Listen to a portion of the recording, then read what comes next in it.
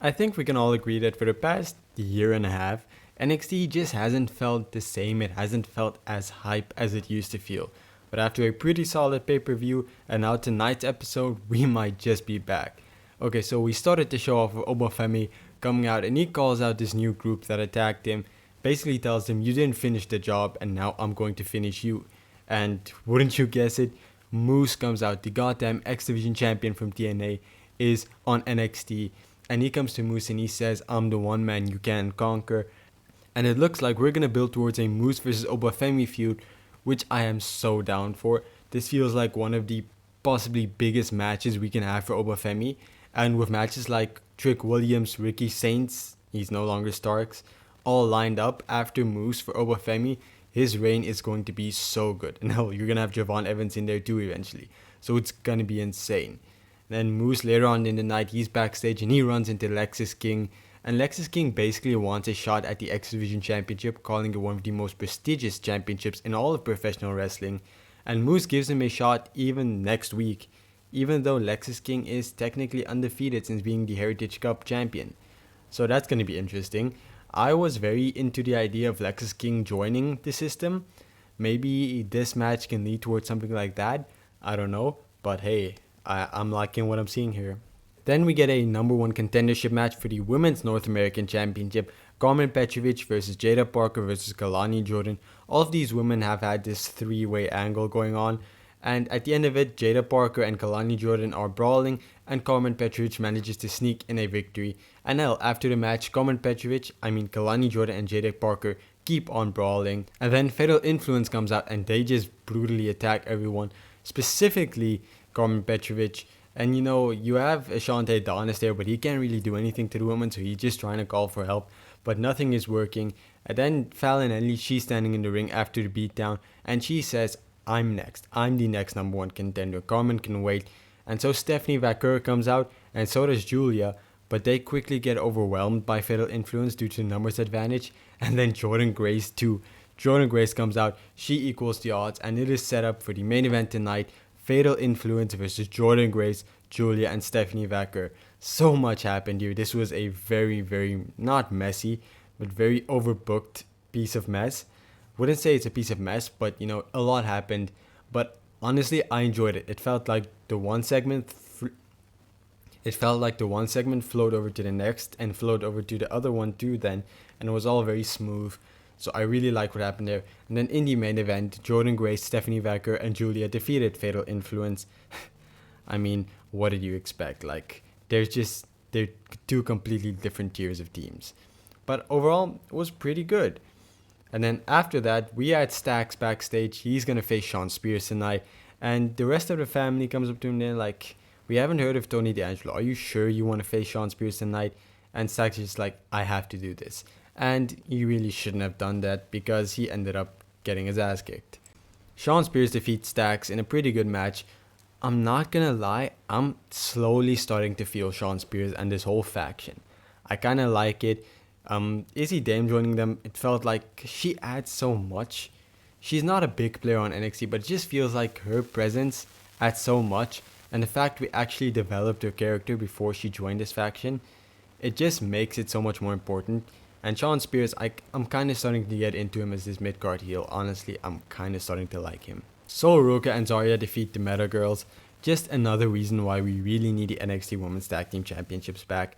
I know a lot of people are not going to be interested in that idea simply because, well, there's too many championships. My response to that is, well, if the division is going to benefit from having this championship, why not add it? Because these women are, at the end of the day, they're fighting to see who's going to lose to Bianca Belair and Naomi. Now, if you had the NXT Women's Tag Team titles here, these women can fight for something on their own. I mean, you have Sol Ruka and Zarya, you have the Meta Girls, you have Chemical X, you have Fatal Influence. And I mean, it's a frequent storyline in NXT that women team up, at least in this division, only to split up later. Having a women's tag team division can only make that stories feel more personal. And you also can have some minor wrestlers that don't get a lot of time, like some developmental wrestlers, be given a bigger spotlight now that there is some extra championships and extra divisions to fight for.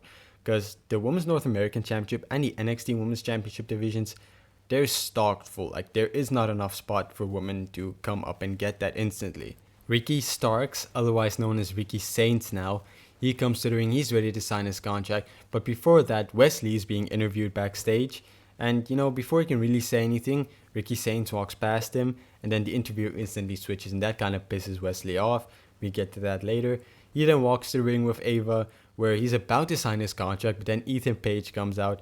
And man, like I said last Sunday for NXT's Vengeance Day review, the men's division really isn't that bad. Like, it's really pretty good.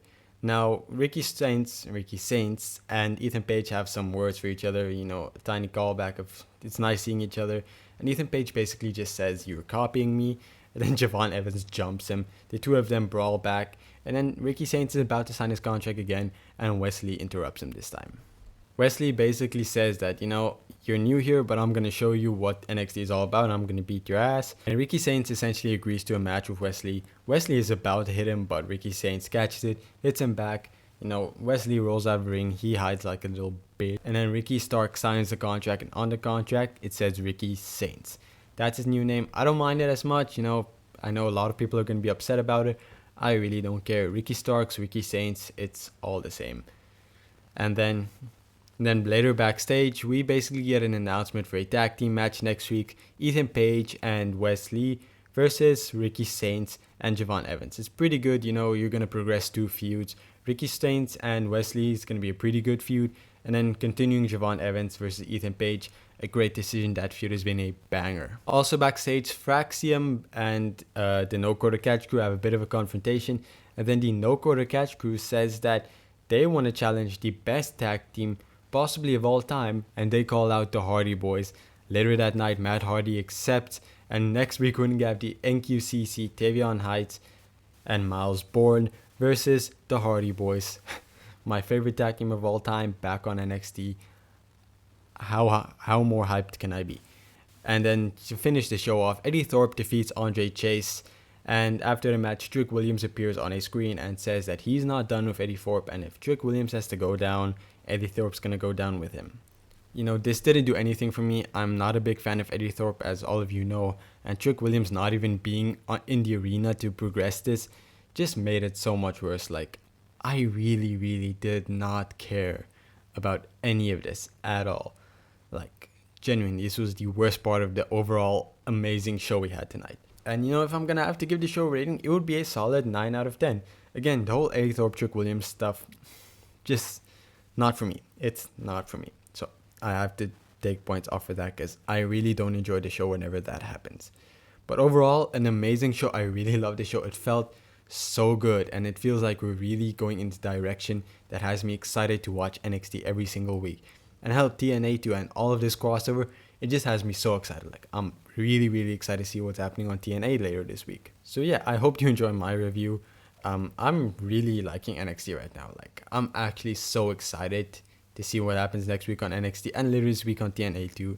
So if you're interested in seeing me talk about that, please leave a like and subscribe. It helps the channel out a lot. We're on the road to 500 subscribers, so it would mean a lot to me. So yeah, thank you for watching the video. I hope you enjoyed, and I'll see you again soon. Goodbye.